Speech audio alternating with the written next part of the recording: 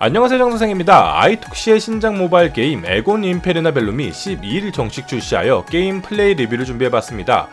장르는 MMORPG이며 어떻게 보면 새로운 장르라고도 할 수 있죠. 리니지 라이크 게임이라고 보시면 되겠는데요. 함께 보시죠. 짱! 먼저 에곤의 직업은 6개가 존재하는데요. 단검을 이용하는 어쌔신, 완드와 방패, 지팡이를 사용하여 힐스킬을 사용하는 프리스트, 양손검을 사용하는 워리어와 한손검과 방패를 사용하는 나이트, 활을 사용하는 아처와 마법을 주력으로 사용하는 위자드까지 총 6개의 직업을 선택할 수 있는데요. 스토마이징 같은 부분은 이제 최소한으로만 만들어 놓은 걸 볼 수 있었습니다. 이게 게임에 들어가기 앞서 미리 말씀을 드리면 리니지 라이크 게임의 변신과 펫 시스템이 마리온이라는 소환수 하나로 합쳐져 있는 게임인데요. 그렇기 때문에 변신으로 기본 커스터마이징이 가려지지 않고 갑옷에 해당하는 부위의 룩이 장비마다 다르게 표시가 되기에 커스터마이징이 그대로 노출되는데 조금 더 디테일하게 만들면 좋지 않았을까 하는 아쉬움이 들었습니다.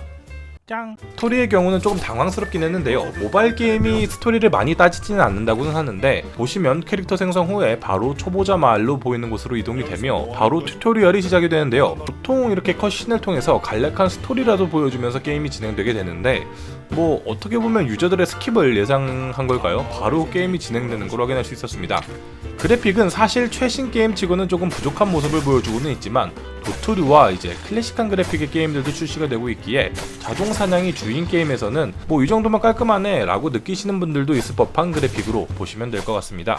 게임은 쿼터뷰로 진행이 되며 쿼터뷰이기에 별도의 화면 전환은 불가능한 게 보였는데요. 인터페이스는 화면을 좀 많이 가리는 느낌을 받았는데요. 아래 보이는 퀵슬롯 같은 경우 스킬과 소모품을 등록한 뒤에 드래그를 통해 자동 사용이 가능한 시스템으로 익숙한 게임 방식을 보여줬습니다. 게임 초반 성장을 담당하는 퀘스트의 경우 경험치를 주는 메인 퀘스트와 게임 내 아이템을 구매하는 데 사용되는 주화와 여러 아이템을 주는 서브 퀘스트, 그리고 일간, 주간, 월간으로 나누어지는 의뢰와 길드 의뢰가 있었는데요. 다른 모바일 게임들과 같이 길찾기 시스템이 있었으며 순간이동을 통해 바로 이동하여 퀘스트를 진행할 수도 있었습니다. 그렇게 퀘스트를 쭉 진행을 하면서 전직을 하게 되는 50레벨까지 퀘스트를 진행해봤는데 50레벨을 찍는 도중에 별다른 컷신이나 특이한 퀘스트는 볼 수가 없었고요. 몬스터를 사냥하는 방식의 퀘스트가 반복되었습니다. 그렇게 반복되는 퀘스트를 거쳐서 전직 퀘스트도 받을 수가 있었는데 전직 퀘스트도 마찬가지로 몬스터를 잡았습니다.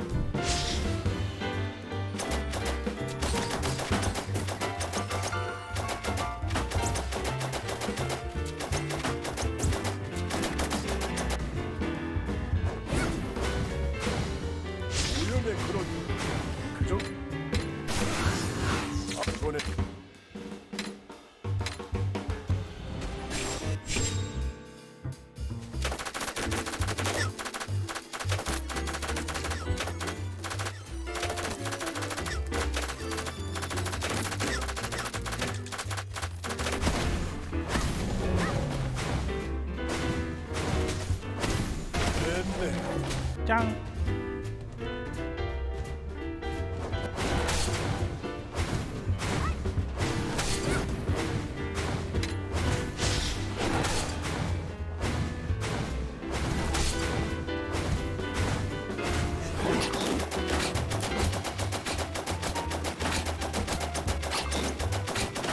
야, 강력한 장선생. 이게 전직을 하면 스탯에 변화가 있지 않을까 했는데 별다른 변화는 없었고 희귀 등급의 무기만 하나 얻을 수가 있었습니다. 그래서 참지 못하고 바로 강화를 했죠. 그래도 에곤에는 리뉴드라는 시스템이 있는데요. 거래가 가능한 아이템이 강화에 실패하게 되면 손상된 상태로 인벤토리에 남게 되는데 아이템 등급에 맞는 감정서를 통해 감정을 하면 필요한 재료의 종류와 개수가 랜덤하게 정해지고 재료를 모두 충족한 상태에서 감정을 통해 아이템을 복구할 수가 있는데요. 감정서 같은 경우 이제 주화를 통해서 구매할 수 있었으며 감정에 필요한 재료 같은 경우는 장비의 분해를 통해서 획득할 수 있었습니다. 하지만 중요한 점이 감정도 성공과 실패가 있기 때문에 감정서와 재료의 낭비를 막기 위해서 다들 정말로 좋은 아이템들만 리니지를 통해 복구 도전을 하고 계셨습니다. 다음으로 우리에게 익숙한 도감 시스템의 경우 다른 게임들과 마찬가지로 각 등급의 장비들을 영강화 혹은 일정 수치의 강화가 된 상태에서 도감에 등록을 하게 되면 거기에 맞는 스탯을 얻을 수가 있는데요. 앞서 리뉴드 시스템에 대해서 말씀을 드리면서 손상된 장비를 얻게 되는 경우로 말씀드렸는데 이렇게 손상된 장비도 도감에 쓰이는 걸 확인할 수가 있었습니다. 다음으로 던전에 대해 말씀드리면 에고는 40레벨이 되면 탐험 던전에 들어갈 수 있으며 50레벨이 되면 시공 던전이 열리게 되는데요.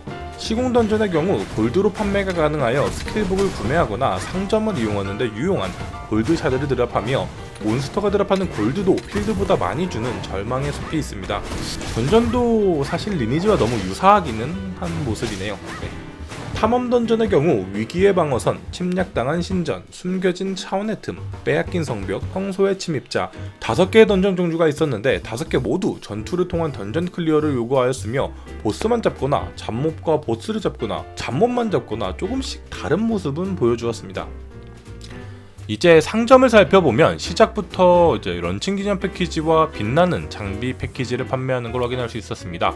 이게 패키지들은 또 주화 패키지, 영혼 조각 패키지, 장신구 패키지 하고 각 직업별 장비 패키지가 보였는데 당연히 강요가 되는 패키지들은 아니라고 할 수 있지만 이 장비를 강화하는 주문서의 경우 방어구 주문서와 무기 주문서를 하루에 3개씩밖에 구매를 할 수가 없고 드랍률도 굉장히 낮은 편이라 장비 패키지를 구매하는 유저들과 아닌 유저들의 차이가 조금 큰 걸 느낄 수가 있었습니다. 물론 이제 과금을 하는 유저와의 격차는 당연히 있어야겠지만 다른 리니지 라이크 게임들에 비해서 이제 조금 더 크다고 생각이 들었는데요. 그래도 뽑기의 경우 보통 변신류와 인형류 두 가지를 뽑아야 하지만 에곤의 경우 하나로 합쳐져 과금을 즐겨 하시는 분들의 경우 부담이 반으로 줄었다고 할 수는 있겠네요.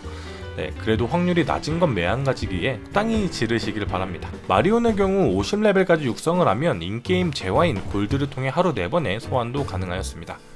유료 장비의 경우 팔찌와 나선이 존재하였으며 서로 다른 팔찌 2개와 나선 2개씩을 착용할 수 있는 걸로 보였는데요. 강화는 1강부터 터지니까 과금하는 분들은 꽤 많이 구매하고 계실 것 같습니다.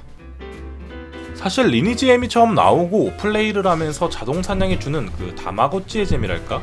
그 재미를 저도 분명히 느꼈었지만 당장에 NC부터 리니지 2M, 트릭스터 M, 불소2, 리니지 W까지 너무 우후죽순 비슷한 게임들이 많이 나오지 않았습니까? 이게 그래서 사실 굉장히 리니지 라이크 게임에 반감을 가지게 되었던 것도 맞는데 이게 계속 유지가 되는 걸 보면, 그러니까 계속해서 신규 게임이 나오는 걸 보면 그 초반에 성장하는 맛이랄까, 그 재미를 찾아서 비슷한 게임이 출시가 되면 게임을 이동하는 분들이 굉장히 많이 보이더라고요.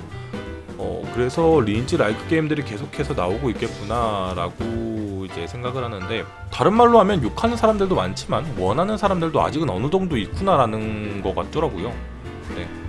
정말 이러다가 리니지 라이크에서 LL 장르 이렇게 게임하고 생기지 않을까 생각이 드는 게임 에곤이었고요.